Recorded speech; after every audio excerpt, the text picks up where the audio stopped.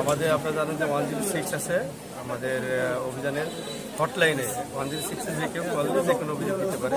আর এই ধারাবাহিকতায় আমাদের কমিশনে কোনো অভিযোগকারী একটা অভিযোগ দিয়েছে যে গাজীপুরের শ্রীপুর স্বাস্থ্য কমপ্লেক্সে ডাক্তারগণ অনুপস্থিত থাকেন, এখানকার পরিবেশ অপরিচ্ছন্ন, এখানকার সেবার মান অনেক নিম্ন। তারপর হলো আপনাদের ওষুধের বিতরণের সমস্যা, ওষুধ ভিতর থেকে না দিয়ে বাইরে থেকে কেনায়, এগুলো সব খাবারের মান নিম্ন, যে রুগীদেরকে যে পরিমাণ খাবার দেওয়ার কথা সেগুলো দেয় না। এই সকল সহ আরও বিভিন্ন অনিয়মের প্রেক্ষিতে একটা অভিযোগ আসে। সেই অভিযোগের প্রেক্ষিতে হেড অফিসের অনুমোদনের প্রেক্ষিতে আমরা দুদক সদর গাজীপুর থেকে একটা টিম এখানে আসি, সকাল থেকে অবজারভেশন করি যে বিভিন্ন আউটডোর, তারপর ইমার্জেন্সিতে খাবারের রান্নাঘর সহ বিভিন্ন জায়গায় আমরা একটা টিম এখানে পর্যবেক্ষণ করি। পর্যবেক্ষণে বেশ কিছু অনিয়ম ধরা পড়ে। প্রথমে আমরা দেখি যে এক্সরে মেশিন, এখানে দুজন, এটা হলো আমাদের একটা টিম ছিল, ওখানে এক্সরে মেশিন দেখা দুজনের পরীক্ষা করার পরেই দেখা যাচ্ছে বন্ধ দেখাচ্ছে। তারপর আমরা ওনাকে জিজ্ঞেস করলাম বন্ধ কেন, বলে যে নষ্ট হয়েছে, পরে আবার চালু হবে, পরে চালু করলে আবার টাকা হবে।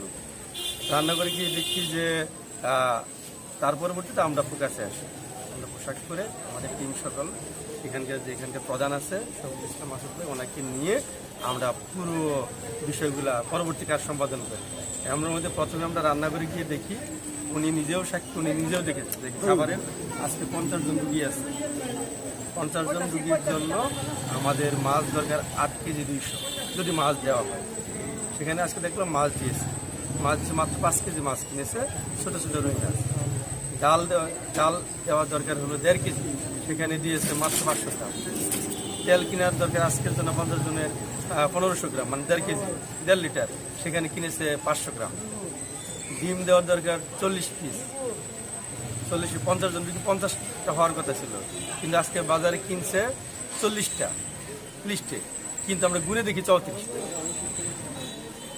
মানে 50 জন রুগীর জন্য 50টা ডিম লাগবে, তো কিনছে কাগজের রসিদে 40 পিস, কিন্তু বাস্তবে গুনে দেখি 34টা। তার পরবর্তীতে এই রান্নাঘরে যে অনিয়ম, যে দেখি 3-4টা বিড়াল ঘুরতেছে খাবারের রান্নাঘরে।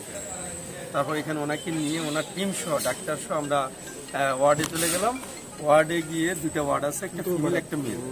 রোগীর সঙ্গে তেমন ভালো না, পরে দেখা যাচ্ছে যেখানে কোনো সিট নাম্বার লেখা নেই, বেডের পিছনে যে সিট নাম্বার লেখা থাকবে এটা নাই। এই কারণে আমাদেরকে অনেক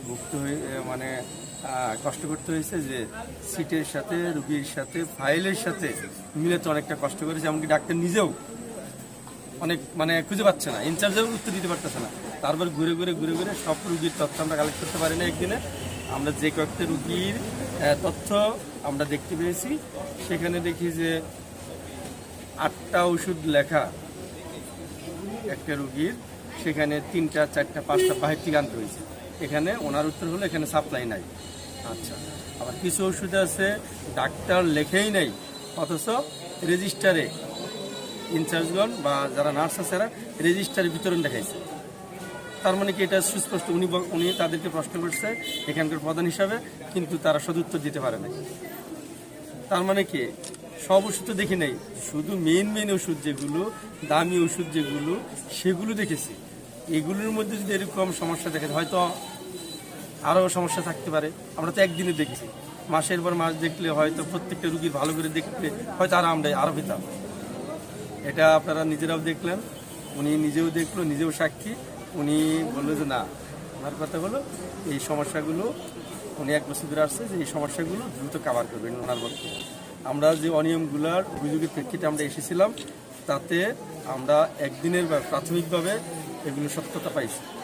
আচ্ছা, আপনারা ওই যে কতদিন আগে এই অভিযোগটা পেয়েছিলেন? না, এগুলো আমাদের হেড অফিসে দেয়। হেড অফিস থেকে আমাদের যখন এনফোর্সমেন্ট অভিযান যখন অর্ডার, তখন আমরা এই অভিযান চলে যাই ওই জায়গায়। পর্যায়ক্রমে অব্যাহত থাকবে?